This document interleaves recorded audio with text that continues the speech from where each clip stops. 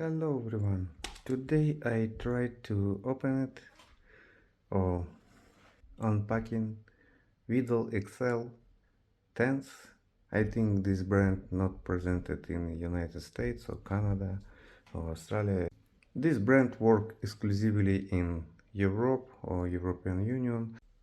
Vidaxl, it's a Deutsch brand from Netherlands, and this is, I think, budget brand for camping equipment or gear.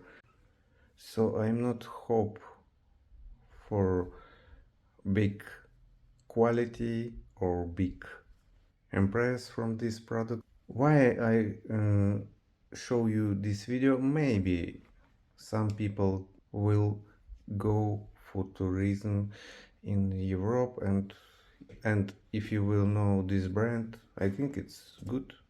If you have chance to know about brands of Europe, in Europe Vidaxl, it's a budget brand for everyday use. Okay, let's start.